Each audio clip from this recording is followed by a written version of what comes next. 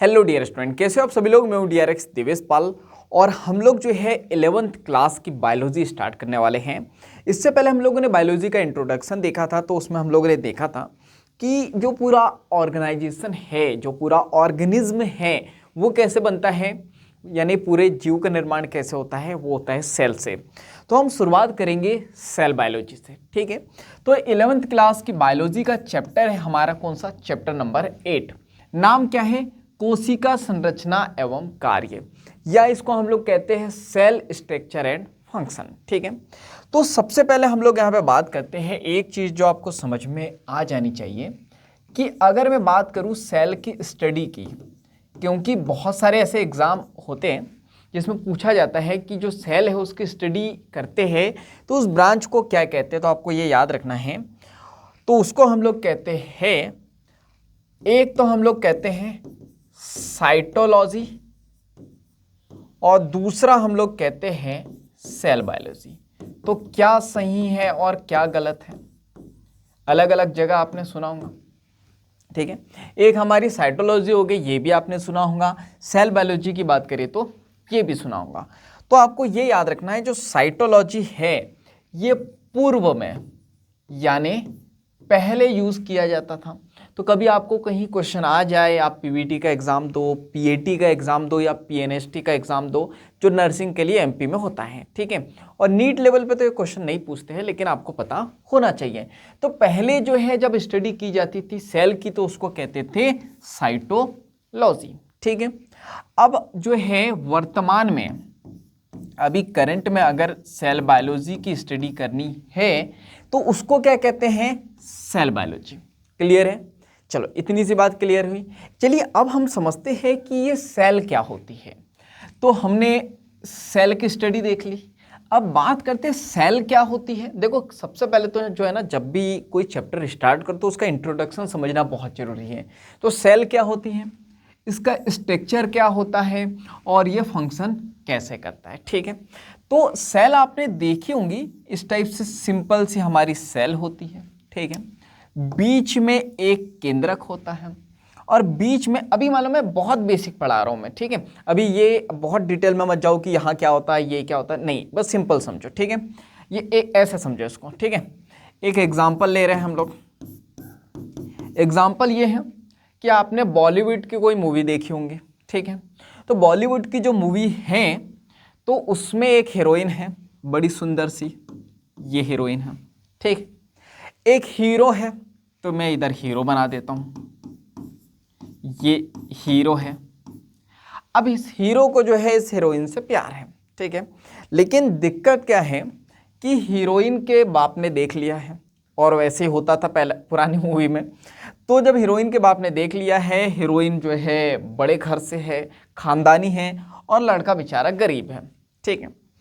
अब लड़की के बाप ने जो है लड़की को कमरे में बंद कर दिया है, ठीक है।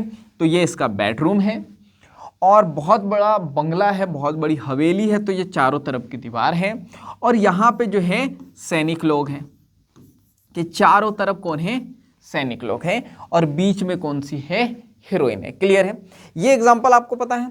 तो ऐसी ही होती है सेल। तो ये क्या है, जो बाउंड्री की बात कर रहा हूं मैं, सेल बाउंड्री है, जिसको जो है सेल मेम्ब्रेन कहते हैं, यानी कि कोशिका आवरण कहते हैं, ठीक है। ये जो होता है बीच में, इसको हम लोग कहते हैं केंद्रक। क्लियर है। और जिस सैनिक की मैं बात कर रहा हूं इसको हम लोग कहते हैं कोशिकांग, यानी कि सेल ऑर्गेनेल। क्लियर है। तो बस इतनी सी बात आपको याद रखनी है। एक होता है कोशिका आवरण, एक होती है आपका केंद्रक होता है जिसको न्यूक्लियस कहते हैं, और ये है आपका कोशिकांग। इसी के इर्द गिर्द जो है पूरा चैप्टर हमारा घूमते रहता है, और इन तीनों चीज़ों को ही पढ़ना है हमें इस चैप्टर में। क्लियर है। तो पूरे चैप्टर में ये है। अब बात करते हैं, सेल का इंट्रोडक्शन हम लोग समझ चुके। सेल क्या है, सेल का स्ट्रक्चर बड़ा सिंपल सा है, सेल वॉल है, ठीक है, सेल मेम्ब्रेन है यानी कोशिका आवरण, बीच में केंद्रक है जिसको न्यूक्लियस कहते हैं, इसके चारों तरफ बहुत सारे कोशिकांग है, जैसे माइटोकॉन्ड्रिया, गोल्जी बॉडी, तारकाए जैसे, ठीक है। तो इसको हम लोगों ने कोशिकांग कह दिया। क्लियर है। अब इसके फंक्शन की बात करें कि ये फंक्शन कैसे करेगा। तो देखो ये जो है, मान लो कि यह माइटोकॉन्ड्रिया है, आपने जो है पावर हाउस सुना होगा, यानी जो एनर्जी है वो प्रोड्यूस करने का, एनर्जी बनाने का काम किसका है, माइटोकॉन्ड्रिया का। वैसे ही गोल्जी बॉडी का अलग काम होगा, तारक काय का अलग काम होगा। तो ये सारे फंक्शन कहाँ हो रहे हैं, सेल के अंदर ही हो रहे हैं ना। तो इसीलिए सेल को क्या कहा जाता है, स्ट्रक्चर एंड फंक्शनल यूनिट भी कहते हैं, अभी हम लोग पढ़ेंगे, ठीक है। तो सेल का स्ट्रक्चर और फंक्शन हम लोग क्या देख चुके हैं क्या।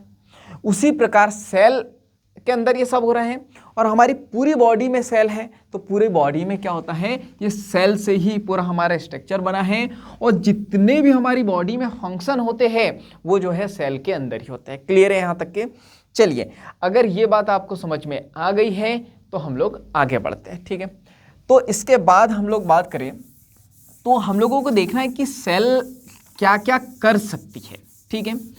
तो 2-3 चीज़ें तो आपको पहले से पता है जो बहुत बेसिक है, लेकिन समझना बहुत ज़रूरी है। और एक चीज़ याद रखो, मैं आपको यहाँ पे पढ़ा रहा हूँ नीट लेवल का, ठीक है। हम लोग प्रिपरेशन कर रहे हैं किसकी, नीट की। तो अगर आप 11th-12th की पढ़ाई कर रहे हो तो भी आपके लिए ये लेक्चर है, अगर आप नीट की तैयारी कर रहे हो तो भी, क्योंकि यहाँ पे हम लोग बेसिक से लेकर एडवांस सारी चीज़ें देखने वाले हैं, ठीक है। तो अब बात करते हैं सेल क्या है, तो ये देख लेते हैं हम लोग सेल क्या है। तो सबसे पहली बात आपको याद रखना है, जो सेल है वो जीव की एक तो हमने देखा संरचनात्मक, ये वाला मैंने पॉइंट जो है ना आपको पहले ही समझा दिया, तो ये आपको बहुत अच्छे से समझ में आ जाएगा। संरचनात्मक तथा कौन सी इकाई होंगी, क्रियात्मक यानी कि फंक्शनल यूनिट होंगी, ठीक है। जीव की संरचनात्मक तथा क्रियात्मक इकाई है, तो ये बात आपको याद रखनी है। नीट में जो ना एमसीक्यू आएंगे तो आपको 4 ऑप्शन आएंगे कि कोशिका क्या है, या निम्न में कोशिका क्या नहीं है, तो ये आपको पता रहना चाहिए। कोशिका क्या है, पूरे जीव की संरचनात्मक और क्रियात्मक इकाई है। कैसे, अभी मैंने डायग्राम के थ्रू बताया। इसके बाद हम लोग बात करते हैं नेक्स्ट, तो कोशिका क्या है, कोशिका जो है जीव की मूलभूत इकाई है। अब ये मूलभूत इकाई का मतलब क्या होता है, मूलभूत इकाई है यानी फंडामेंटल यूनिट है, ठीक है। तो इंग्लिश मीडियम वाले भी होंगे तो हम लोग कॉमनली पढ़ते हैं, और हिंदी मीडियम वालों को मैं स्पेशली बताना चाहता हूं कि अधिकतर जो टर्मिनोलॉजी है ना वो इंग्लिश ही यूज़ किया करो, क्योंकि नीट का एग्जाम होगा इंग्लिश में ही सब कुछ आता है। हिंदी में जो है ना आप यहाँ कुछ पढ़ रहे हो, एक वर्ड पढ़ रहे हो, हिंदी में कुछ और हो जाएगा। आपने माइटोकॉन्ड्रिया का नाम हिंदी में सुना है, कमेंट्स में बताना अगर आपको माइटोकॉन्ड्रिया का हिंदी में नाम पता हो तो। अब कुछ लोग बोलेंगे सर माइटोकॉन्ड्रिया को माइटोकॉन्ड्रिया ही तो कहते हैं, नहीं कहते हैं, क्या कहते हैं कमेंट्स में बताना, ठीक है। तो ये जीव की जो है मूलभूत इकाई है यानी कि फंडामेंटल यूनिट है, इसको समझो कैसे। अब यहाँ पे ये समझो कि ये जो है ये पूरी वॉल है, यानी कि ये एक दीवार है, ठीक है। तो ये जो दीवार है ये किस किस चीज़ से मिलकर बनी होंगी, ईंट से, सीमेंट से, रेत से, ठीक है। लेकिन अब इस दीवार में से अगर मैं ईंटें निकाल लूँ, ठीक है, पूरी ईंटें निकाल लूँ तो क्या दीवार बचेंगी, बिल्कुल नहीं बचेंगी। उसी प्रकार हमारी जो बॉडी है किससे मिलके बनी है, कोशिका से, सेल से। अगर पूरी बॉडी से सेल निकल जाएंगी तो क्या बॉडी बचेंगी, बिल्कुल भी नहीं बचेंगी। इसलिए कहते हैं इसको मूलभूत इकाई। क्लियर है। इसके बाद हम लोग नेक्स्ट देखते हैं। तो एग्जाम्पल से समझना बहुत ज़रूरी है, बहुत इजी हो जाता है। और एक चीज़ मैं आपको बताना चाहूँगा, जैसी बायोलॉजी है या जैसी केमिस्ट्री या फिजिक्स है, जैसी पढ़ाई है वैसी ही पढ़ोगे ना तो कभी समझ में नहीं आएगी, ना आई अभी तक के। पढ़ाई को थोड़ा तो कन्वर्ट करना पड़ेगा एग्जाम्पल से, ट्रिक से, स्टोरी से, तभी तो मज़ा आएगा ना। चलिए तो नेक्स्ट देखते हैं। कोशिका, एनसीईआरटी माता ने ये लाइन दी है तो बिल्कुल भी नहीं भूलना है। कोशिका का स्वतंत्र अस्तित्व है, वेरी इंपॉर्टेंट। अब इसका मतलब क्या है, और याद रखना यहाँ पे आए हो आप समझने के लिए, लिखा तो सब आपकी किताबों में भी है, तो आप समझने पे ध्यान देना, ठीक है।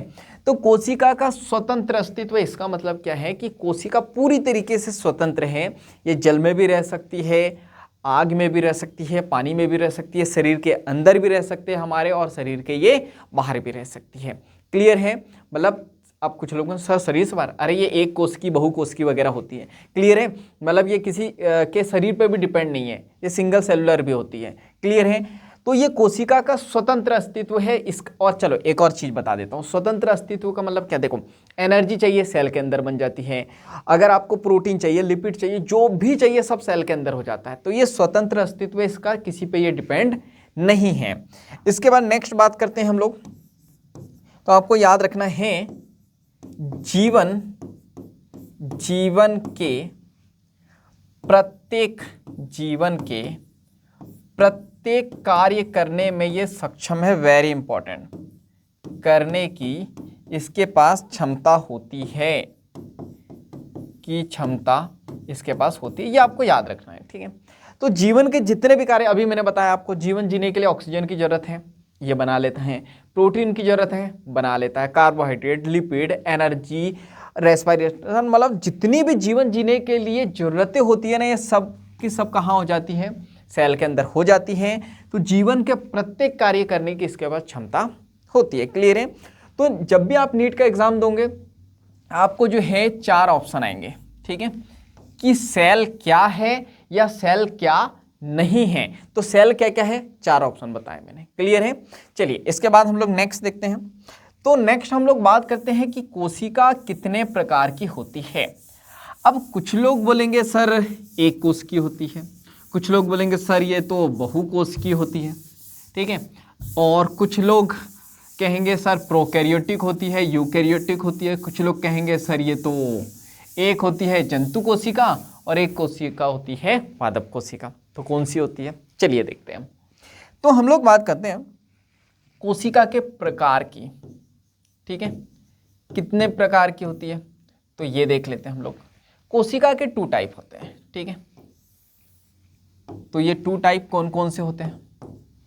तो एक होते हैं मीन्स एक होती है प्रोकैरियोटिक कोशिका, प्रोकैरियोटिक, ठीक है। एक कोशिका होगी कौन सी, प्रोकैरियोटिक कोशिका। दूसरी आपको पता ही है कौन सी होंगी, एक सोनू होगा तो दूसरा मोनू होगा ही होगा, ये आपको पता ही है। तो एक होती है यूकैरियोटिक कोशिका, ठीक है, 2 कोशिका है। अब जंतु कौन सी होती है, पादप कौन सी होती है? अधिकतर लोगों को पता होता है, अब स्कूल में सिखाई जाती है या कैसे, लेकिन अधिकतर लोगों का यही मानना होता है कि प्रोकैरियोटिक यानी पादप कोशिका और यूकैरियोटिक यानी कि जंतु कोशिका। तो ऐसा बिल्कुल नहीं है, या फिर ऐसा लगता है कि प्रोकैरियोटिक यानी एक कोशिका, यूकैरियोटिक यानी बहु कोशिका, तो ऐसा भी नहीं है। तो चलिए कैसा है इसे जान लेते हैं। तो ये याद रखना, जो प्रोकैरियोटिक कोशिका होती है ना, ये हमेशा जो है एक कोश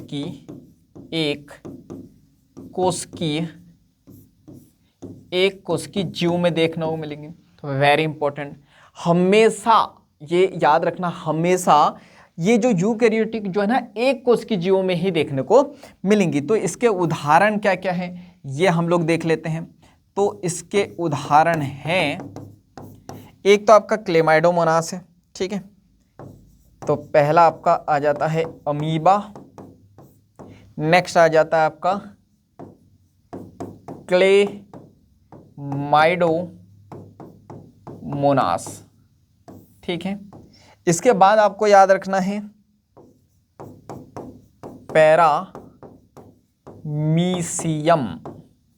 पैरामीशियम, और एक और एग्जांपल आपको याद रखना है, वो है जो सबसे इंपॉर्टेंट है बैक्टीरिया, या इसको हम लोग हिंदी में कह देते हैं जीवाणु या बैक्टीरिया। क्लियर है? तो 4 एग्जांपल आपको कभी नहीं भूलने हैं, यहां से क्वेश्चन आते हैं, ठीक है। नेक्स्ट बात करते हैं यूकैरियोटिक की, ठीक है। तो यूकैरियोटिक में जो है 2 कोशिका आती है, मोस्ट इंपॉर्टेंट याद रखना। इसमें जो है एक कोश की जीव भी आते हैं, जो है एक कोश की जीव भी आएंगे, और इसमें आते हैं बहुकोशिकी, मैं ऐसा लिख दे रहा हूं M, ठीक है, मल्टीसेलुलर ऑर्गेनिज्म, यानी बहुकोशिकी जीव भी आते हैं। तो अब हम लोग यहाँ पे बात करते हैं एक कोशिकीय जीव कौन सा होगा, इसका एग्जाम्पल क्या होगा, तो आपको ये याद रखना है प्रोटोजोआ, वेरी वेरी इंपॉर्टेंट। क्या आएगा एग्जाम्पल, प्रोटोजोआ। अब मल्टीसेलुलर की बात करूं तो इसमें 3 आते हैं, 3 एग्जाम्पल हैं। एक तो है पादप, दूसरा है कवक जिसको फंजाई हम लोग कहते हैं, और है लास्ट जंतु। तो ये मल्टीसेलुलर, क्लियर है? क्या याद रहेंगे आपको? देखो, प्रोकैरियोटिक कोशिका हमेशा हमेशा हमेशा याद रखना, क्वेश्चन आएगा, ठीक है।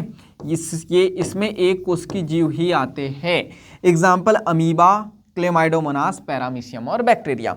लेकिन क्वेश्चन आए कि यूकैरियोटिक एक कोशिका का नाम बताओ, तो आपको याद रखना है प्रोटोजोआ। फिर ये नहीं बोलूंगे आप बैक्टीरिया, क्लेमाइडोमोनास वगैरह। नीट में ऐसे ही क्वेश्चन आते हैं, क्वेश्चन बहुत सिंपल होते हैं, लेकिन हम जो है ना बहुत ऊपर ऊपर सोच लेते हैं, लेकिन थोड़ा सा डीपली सोचना होता है। क्या पूछा, यूकैरियोटिक एक कोशिका का नाम बताओ, बचपन से यही पढ़ते आए हैं, एक कोशिका यानी अमीबा, बैक्टीरिया, पैरामीशियम वगैरह वगैरह वगैरह, ठीक है। तो हमारे माइंड में यही है, लेकिन याद रखना है यूकैरियोटिक एक कोशिका का नाम पूछे तो क्या बताओगे, प्रोटोजोआ। प्रोकैरियोटिक एक कोशिका का नाम बताओ तो ये सारे बता सकते हो, ठीक है। मल्टीसेलुलर की बात करूं तो इसमें पादप भी आते हैं, फंजाई भी आते हैं जिसको हम लोग कवक कहते हैं, और जंतु भी आते हैं, क्लियर है। तो अब आपका क्वेश्चन कि सर कोशिका 2 टाइप की कौन सी होती है, प्रोकैरियोटिक, यूकैरियोटिक, ये देख लिया। सर जंतु पादप का क्या सीन है, तो जंतु कोशिका भी और पादप कोशिका भी किस में आती है, यूकैरियोटिक भी। सर एक कोशिकी और बहुकोशिकी का क्या सीन है, तो एक कोशिकी जो है प्रोकैरियोटिक में होता है, लेकिन यूकैरियोटिक में एक कोशिकी भी होते हैं और बहुकोशिकी भी होते हैं। क्लियर है सारे डाउट? चलिए, तो यहां तक के हमने क्या देखा, हमने कोशिका का जो है 1 मिनट हमने कोशिका का जो है इंट्रोडक्शन देख लिया, यानी जिसको हम लोग कहते हैं परिचय, कि कोशिका की संरचना क्या होती है, कोशिका का फंक्शन क्या होते हैं, कोशिका फंक्शन कैसे कहते हैं, ठीक है। फिर हमने बात करी कि कोशिका होती क्या है, तो हमने देखा क्या देखा कि कोशिका जो है संरचनात्मक व क्रियात्मक इकाई है, मूलभूत इकाई है, जीवन के प्रत्येक कार्य करने की इसके पास क्षमता होती है। और एक और पॉइंट जल्दी बताओ क्या था, जल्दी जल्दी जल्दी, क्या कि ये स्वतंत्र अस्तित्व है, ये कहीं पे भी जीवित रह सकती है, किसी पे डिपेंड नहीं है। फिर हमने देखा 2 टाइप की हैं, प्रोकैरियोटिक और यूकैरियोटिक, क्लियर है। चलो एक छोटा सा मैं आपको डेमो देता हूँ। किस चीज़ का डेमो, ये समझ में आ गया, पढ़ लिया। अब एक चीज़ कि जब भी आप पढ़ोगे ना तो थोड़ा सा स्मार्ट तरीके से पढ़ोगे। ये पढ़ लिया आपने, अब जैसे जैसे आप पढ़ते जाओगे चीज़ों को जो है ना और ज़्यादा समराइज करते चले जाओगे, बहुत ज़्यादा कॉन्ट्रैक्ट हमने देखा। अब आप पढ़ चुके हो, आप थोड़े से, मैं मान रहा हूँ कि आप एक्सपर्ट हो चुके हो। तो एक हमने देखा प्रोकैरियोटिक कोशिका होती है, एक होती है यूकैरियोटिक कोशिका। हमने बात करी प्रोकैरियोटिक हमेशा जो है एक कोशिकी इसमें जीव आते हैं, एग्जाम्पल हमने क्या देखा, अमीबा, क्लेमाइडोमोनास, पैरामीशियम और बैक्टीरिया, हो गया। इसके बाद यूकैरियोटिक की बात करें, हमने बोला इसमें जो है एक कोशिकीय जीव भी आएंगे और मल्टीसेलुलर भी आएंगे। इसमें कौन आएगा, प्रोटोजोआ आएगा। इसकी बात करें तो हमने बोला इसमें कौन कौन आ जाएगा, तो इसमें जो है आपका प्लांट यानी कि पादप, फंजाई आ जाएंगे, और कौन आ जाएगा, एनिमल आ जाएगा। हो गया बड़ा सिंपल। अभी तो बहुत ज़्यादा पढ़ा था हमने, अब ये हो गया ना सिंपल। तो नीट की तैयारी करने के लिए बहुत ज़्यादा नहीं पढ़ना पड़ता है, बहुत कम पढ़ना पड़ता है। तो ऐसे ही पढ़ेंगे हम, एक बार हम लोग डिटेल में पढ़ेंगे, लेकिन जैसे जैसे हम लोग रिवीजन करते चले जाएंगे इसको शॉर्ट शॉर्ट शॉर्ट और शॉर्ट करते चले जाएंगे। लेकिन अब मुझे बताओ ये सारी चीज़ें किसको समझ में आएंगी, एक बार जिसने पढ़ ली उसे, या फर्स्ट टाइम किसी को समझ में आ जाएंगी, आएंगी क्या, नहीं। तो ये आपको पढ़ के आपको ही बनाना है। मैं भी कभी कभी आपको बना दूंगा, या आप जब कमेंट्स वगैरह में बोलोगे कि शॉर्ट पढ़ाओ तो मैं शॉर्ट पढ़ा दूंगा, या तो फिर हम लोग एक बार चैप्टर को पढ़ने के बाद में एक बार पूरा कंप्लीट जब फिनिश हो जाएगा पूरा चैप्टर, उसके बाद एक बार हम लोग इसको इस तरह से पढ़ लेंगे। क्लियर है? पढ़ाई 3 टाइप से करनी है, एक बार डिटेल में, एक बार माइक्रो लेवल पे, एक बार नैनो लेवल पे। माइक्रो यानी ये है, नैनो इससे भी बारीक बताऊंगा मैं, इससे भी डीप बताऊंगा, जहां पूरा चैप्टर A4 साइज के एक पेपर में खत्म हो जाता है। अगर आपके 32 चैप्टर है या 35 चैप्टर है तो वो जो है 35 पेज में समाप्त हो जाने चाहिए, फिनिश हो जानी चाहिए। क्योंकि जब नीट का पेपर देने जाऊंगे इतना सब थोड़ी याद रखोगे, इतना सब पढ़ने के लिए टाइम भी नहीं रहेगा, तो सिर्फ आपके पास 30 से 35 पेज होने चाहिए। क्लियर है? चलिए, तो आज की क्लास के लिए इतना ही, बाकी हम लोग पढ़ेंगे नेक्स्ट क्लास में। तो जब तक के लिए thank you so much, bye bye and go for success. अब आपका काम क्या है? मैंने अपना काम कर दिया, आपका काम है इस क्लास को ज़्यादा से ज़्यादा लोगों तक के पहुंचाना। क्लास पसंद है तो लाइक करना है, कमेंट्स करके बताना है क्या सीखा, आगे क्या सीखना चाहते हो। चैनल को सब्सक्राइब करना है, बेल आइकन को दबाना है, ताकि जब भी ऐसी वैल्यूबल क्लास आए उसकी नोटिफिकेशन आपको मिलते रहें। और मेरा मोटिवेशन बना रहे उसके लिए आपको इस क्लास को ज़्यादा से ज़्यादा लोगों तक के शेयर करना है, ताकि मेरा मोटिवेशन बढ़े और मैं ज़्यादा से ज़्यादा क्लास ले पाऊँ। ठीक है? Thank you so much.